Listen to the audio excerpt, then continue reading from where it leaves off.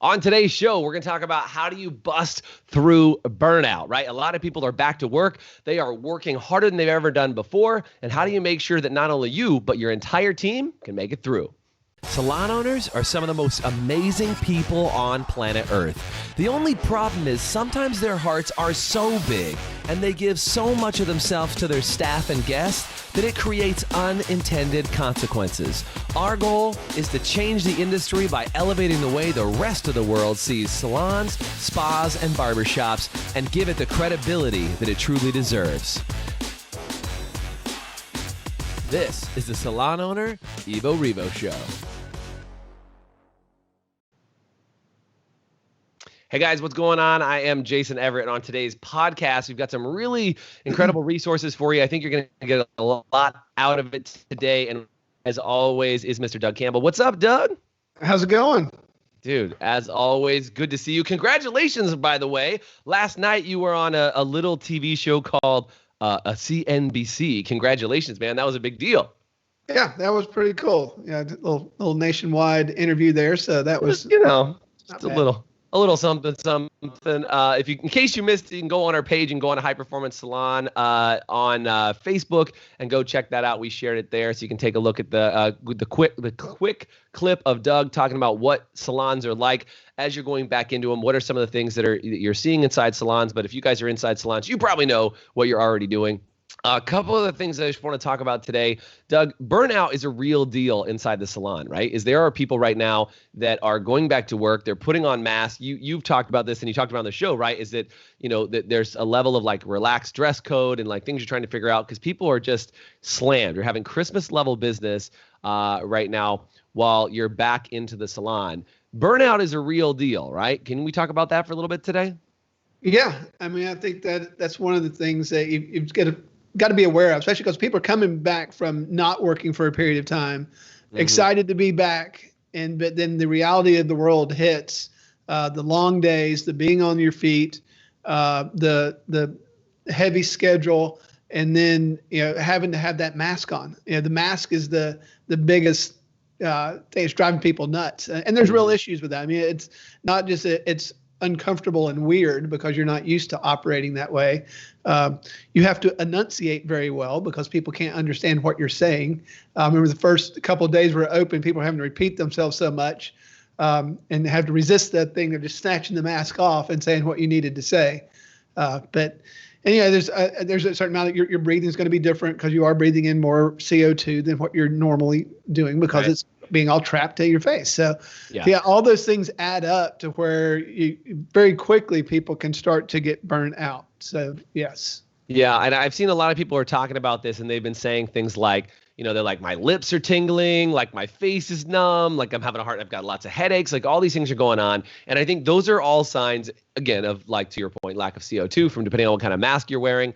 But it's also a big deal that just really understanding that people are kind of mentally burned out because we've talked about this before, Doug, is that like the hairdresser's heart is a really big thing, meaning that, hairdressers will literally give up anything for themselves to make sure they care for and take care of their guests, right? Like this is a real thing. And for so many of them, they're stuck in this window of like, I want to serve everybody. I've got 1,000 guests that have been trying to get in, that can't get in, and I will work 12-hour days, 20-hour days. I'll do everything. And as salon owners too, Doug, this is a huge thing that I'm seeing is that I was talking to some salon owners the other day, and they're like, oh, I'm booked solid for the next 3 months. And I was like, well, I appreciate your martyrdom of being willing to like kill yourself to be booked back in the salon. But if you literally put yourself in a position that you burn out, you're not going to be helpful to anybody as a salon owner. And so there's some salon owners that are trying to escape from being behind the chair, 30, 40, 50 hours a week. And they've just said, well, I'm just gonna have to go to work and work full time and just, work my fingers to the bone to make sure this happens. What's your advice to people who are in that spot as salon owners right now?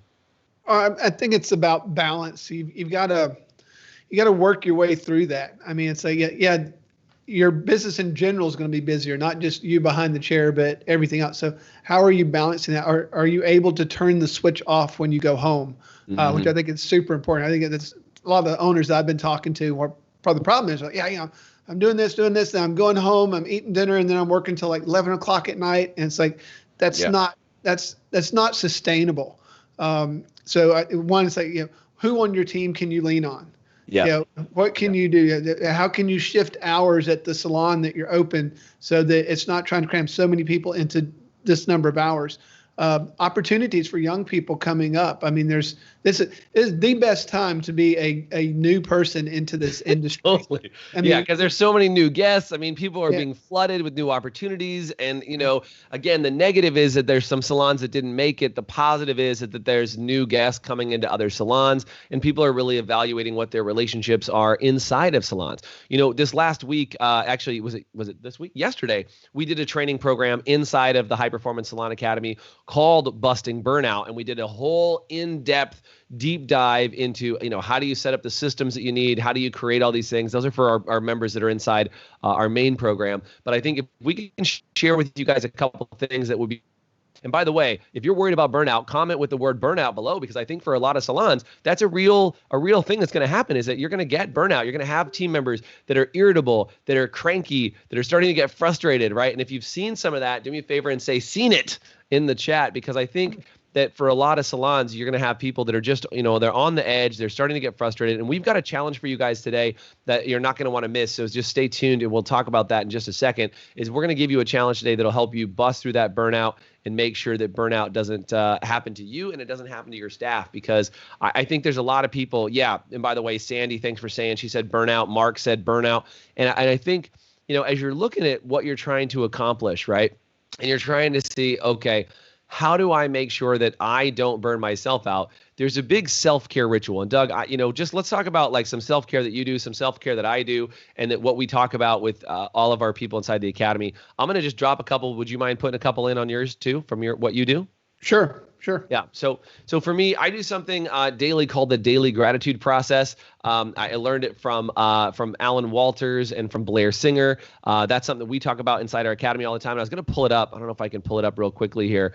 But there's something that I also really love called the 5 Journal. It's called the 5-minute journal. You probably can't see it very well. Nope, I can't see it, but it is on my phone. This is the deal. Anyway, on this 5-minute journal on my phone, it gives a quote. Today's quote says, "When we seek to discover the best in others, we somehow bring out the best in ourselves." Wow, that's awesome. William Arthur Ward is the quote on that one today, by the way. And I think, doing that daily process of being able to write down things you're grateful for. The 5-minute journal allows you to take a photo of your day and put that in there. So I do the daily gratitude process and 5-minute journal, just like that. I also do like a breathing meditation program every single morning.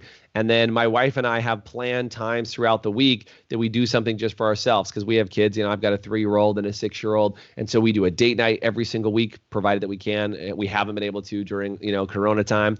But we've been able to, typically kind of keep that ritual and those regimens to make sure that I'm functional and focused. And then the other thing that we do, as far as what we do on our internal team meetings, is we do something called celebrating wins. I learned that from Blair Singer also, is that we talk about every single week. We make sure the team is pouring out what are some of the wins that they've had for the week that they want to celebrate their successes and share with each other. So those are some of the things that we do. If you have some ideas of what you can do to bust your burnout, would you do me a favor and just comment in the comment section, just say burnout, and then type in something that you guys do inside your salon to make sure burnout doesn't happen. But Doug, what are some of the things you guys do to bust through burnout? Oh, well, I mean, the daily gratitude is one of the things I think is just massive, huge. Right? Yeah, I mean that's a big thing, because you had the choice to control your mindset. I tell people all day, if you got up every day and did what sucks about life, then you'd be pretty pissed off most all day. But I mean, it just shows the power of doing that. It shows how you can control your mindset. If you did what sucks about life every day, you'd have a negative mindset. It's very easy. You'd be very frustrated at your day if that was the case, right? Yeah. So, but you can start it off and get that mindset where you want it. So I'm a firm believer that all the positive and negatives are already in your day. It's just according to how you're going to sell your ship through that. The more positive, if you're going to focus on the positive, that's what you're going to see. That's what you're going to get more of. If you're going to focus on the negative, then you can find it. It's sitting there waiting for you. So it's your choice. The other thing that I really like doing is when I'm ready, I walk every morning. I walk every evening. It just does me good to get out and breathe fresh air, see nature, just get release the day or get ready for the day. And really, the morning is probably more important than the evening walk, right? Because it just it resets me. I've got I'm fortunate to live in a really great neighborhood. It's got a lot of really unique older houses and everything in it. It's in the downtown area. So it's just neat to walk and just think. And usually it's a good 30, 45 minutes, which means I have to get up and get going. It's a pretty good walk, but I do it every day. It's super important. If something happens and I can't do it, I know it. Yeah. That's one of those things that it gives me a chance to leave. I used to not do that type of thing in the morning. I got up, ate breakfast, and hit the road. I'm in a much better mind space now, even with all the things that are going on. Because we've got 2 salons and a barbershop. We also have a restaurant. And everything's trying to come back. A lot of stuff going on. But that grounds me. That I think that's very important. But any of those things, you've got to protect them. Meaning that you can't say, I'm going to try to do this, and you kind of do it for a little while and you say, well, that was kind of neat, but I just don't have find something that you can do and something that you more importantly can protect in that area, in that space, and then protect it so that it happens on a regular basis. Because whenever it happens, just like working out, if you work out regularly, you see results. If you just go to the gym a couple times and then don't for a couple months and you're not going to get the results. Same principle. Protect it, make it happen, do something that you're comfortable with, and just move forward. It's like I also like to do meditation because that gets me in a good headspace. Kind of gets me in touch with me. It may sound weird, but sometimes I gotcha. We lose touch with ourselves, and so sometimes in a moment of meditation where you can really get into a place where you're there, connected to yourself and then a lot of things go away. Because I think knowing who you are and where you are does a lot for where it's unknown that makes people uncomfortable. So I'm a big fan of the know. Yeah, I see Stacy on here said taking supplements. Now, I want to just say one of the things, supplements is a big deal. I'm not a giant pill popper in general. I'm not a giant, give me all the pills I need to take. What I would just say, too, is one of the biggest things I've ever learned about kind of self-care and balancing and making sure that I'm not burned out is really adjusting the food that I eat on a daily basis. A lot of people, I think, go in and kind of medicate themselves in some form or fashion and try and, hey, I'm kind of depressed or I'm really tired. And in our world, and not to go down this path forever, but we kind of live in this overly medicated world, in my opinion. And if you just look at it, a lot of what you can do can be adjusted by the food that you ingest and you consume. And for the most part, people know what food is good for them and not. Pizza, good for you or not, you probably know. Cake, good for you or not, you probably know. And it doesn't mean don't ever eat those things. It just means make that adjustment. I know we're probably talking about kindergarten level stuff here for you guys, but if you really look at it, and I've had to have that wake up call over and over again, as I'm like, if I'm not really feeling well, start by asking yourself, what's my food? What are my rituals? What are my routines? I was on the phone with a client just the other day, Doug, and she was telling me about how currently through all Corona time stuff, she's been averaging between 3 and 4 hours of sleep a night. Any idea what that might do to somebody? That's not good. Right? That's just not functional. And we know these things, right? Yeah. Stacy also says bring some juice in. Yeah, totally. So we know these things, but sometimes I think there's a huge difference between knowing it and then actually doing it and applying it, right? I think that's such a big deal is right. Making sure that you know these things, but you don't do them. And I think right now, again, when people are in this mode of it's all hands on deck sort of situation, we end up in this mode that just says, well, I'll allow it, or I'll do it for a time. And Doug, you talked a lot about this, about not letting those bad habits sneak back in. What do you want to say about that? Yeah, because the bad habits are familiar, and bad habits working yourself to death, being that martyr. It's familiar to you. So whenever that opportunity comes up, you're going to drift back to that. That's why a lot of people stay in situations that aren't great for them. People say, why are you staying in that situation? Well, because it's familiar. You're comfortable with it. It's the way we're made. So you just got to be aware of that. It's oh, am I falling back into that? Even though I know it's not healthy for me, but it's familiar. I know how to operate at that level of chaos. So forcing yourself back out of that. And talking about the medicating thing, the headache pills, Tylenol, acetaminophen, all the different things. People get hooked, but I'm telling you, if you get up in the morning and you get some of these rituals with a daily gratitude and some kind of exercise, something that you're comfortable doing, then you'll you won't need that as much, because a lot of those things are based off of stress that builds up. It has nowhere to go, so it manifests itself as a headache.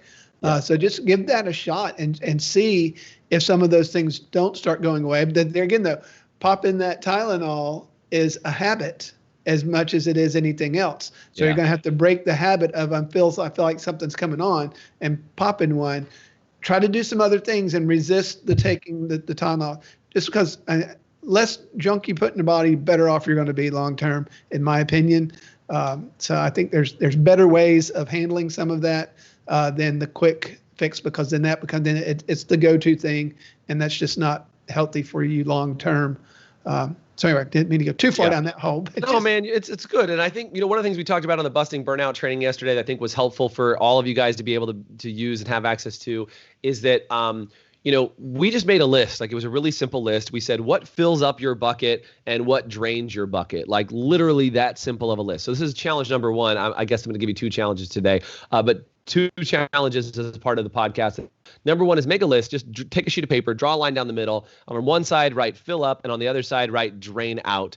And all I want you to do, if you're willing to do this, do me a favor and type in willing, because I think this exercise literally will change you, is that all you do is write down what are the things in your life that fill you up. And I would divide the fill up into 2 categories. One is in your personal life, what fills you up. And the second is in your business life, what fills you up. So, it was really interesting yesterday as I'm seeing all these salon owners talk about what fills them up. And they're like, what fills me up is having one-on-one team meetings, getting to see my guests again. And they're talking things like that. But then it was like, well, what drains you in the business? And they were saying things like, some people said one-on-one meetings were draining, or doing marketing was draining, or, having to go buy inventory at the store was draining. So when you really get clear on what you have in your world that is either filling you up or draining you, you can start to make adjustments to your schedule. And what every single person did, and again, if you're willing to, do me a favor and comment willing, is that once you have it written down on paper, it just adds a level of gravity to it. It adds a level of reality to it. And all of a sudden, instead of it being something that you're like,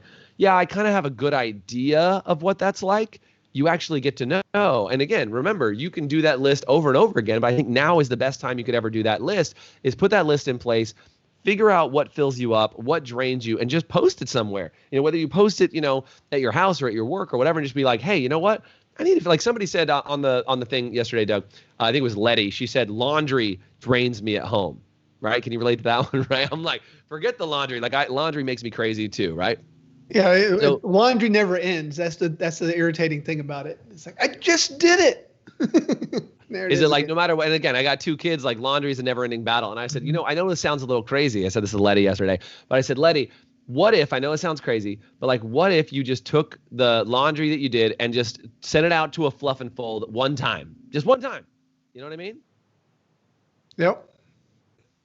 I think that the big thing on like, sending it out to a fluff and fold just for 1 week, just see what it does to your life. Just see what it does to your stress load. And even though it might be something expensive that you don't want to keep doing, it would be something really important to know what in your life changes when you do it that way. And so just something to pay attention to. And by the way, if you guys have something that drains you, do me a favor and type in drain in a comment and type in what drains you and tell me. I'd like to know what are some of the things that drain you if you guys are participating with us live. And then the last thing I want to say is we want to talk about this. Doug and I have this exercise, and I don't even remember where I heard this from. I wish I could give full credit to it. I learned it a long time ago when I was running another company, and I don't know who exactly I got it from. So I wish I could give credit where credit's due on this. If anybody can help me remember, I would love to. But I remember we've named it this. This was not the original name, but the exercise is called a compliment waterfall. So somebody do me a favor, type in compliment waterfall. But Doug, let's talk about the compliment waterfall and how it works. I'm going to talk about what it does, and then do you want to take them through the step-by-step of how to do it? Sure. Is that cool?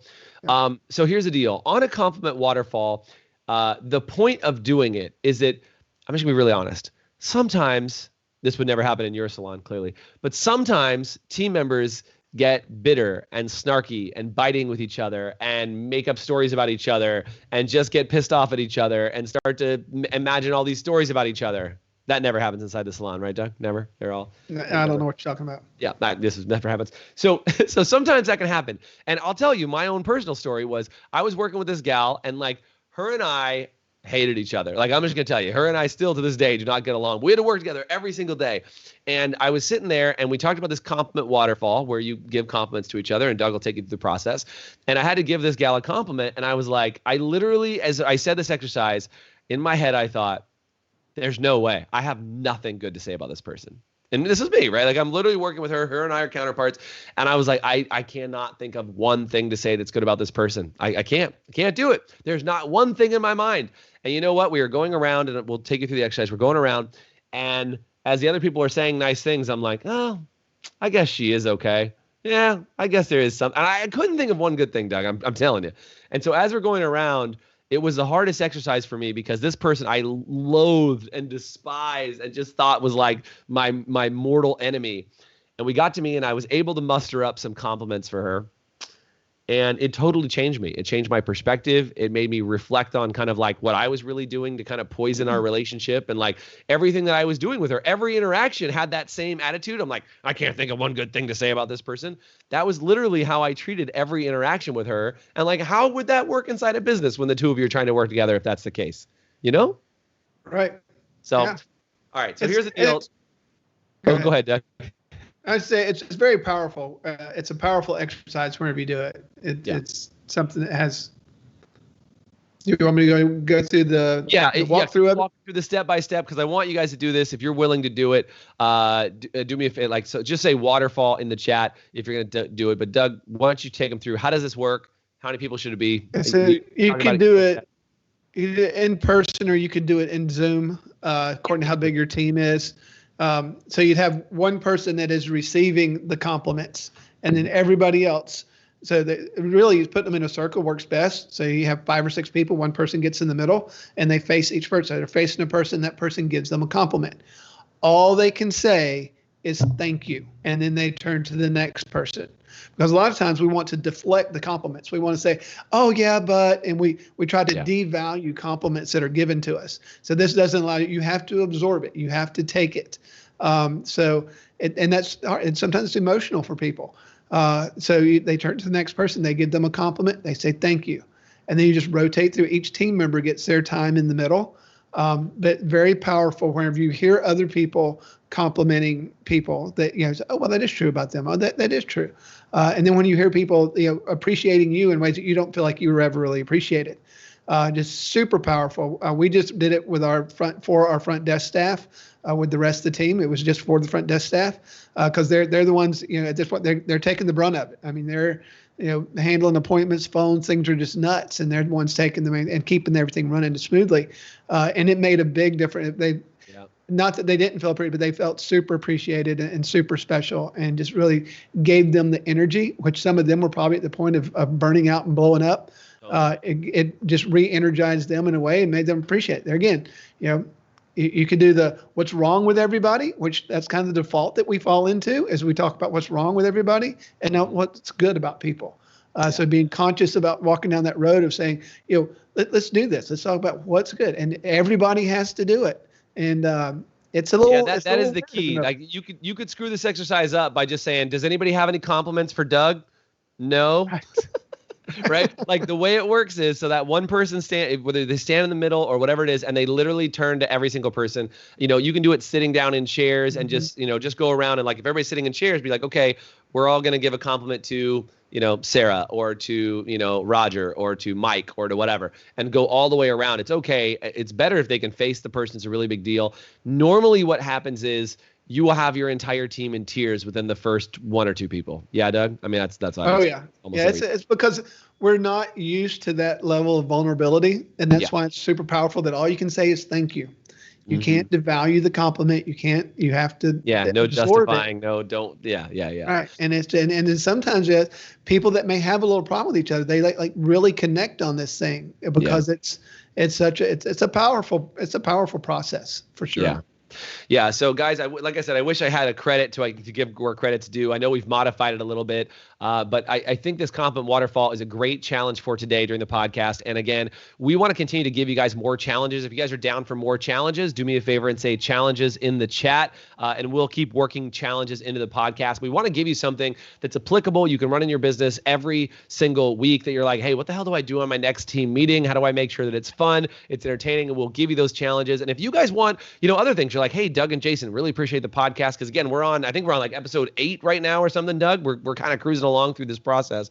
So we're closing on 10 quickly. Yeah, we're closing in. So if you guys want more things as a part of the podcast that you want, you're like, hey, I want more team meeting tips, or I want whatever, do us a favor and just, comment in this podcast. Let us know and just keep us posted on what's going on. By the way, if today's podcast has been valuable for you, do me a favor and comment below valuable. And if you're watching as a podcast or you're listening as a podcast later somewhere else and you're like, Jason, I can't comment on any of this stuff. Well, that's cool. I appreciate that you're driving around listening to us in your ears. And if you want to catch us out and get more podcasts like this, we'd really appreciate it if you were able to write us a review. So we'd love for you to write us a review if you enjoyed today's podcast. And if you love more and you want to leave us a review, go to ratethispodcast.com/EvoRevo. Again, ratethispodcast.com/EvoRevo. And you can leave us a review there. The more reviews we get, the more people see what it is that we're doing and the more salons that we can serve as a big part of what we do. So thank you guys so much for being with us today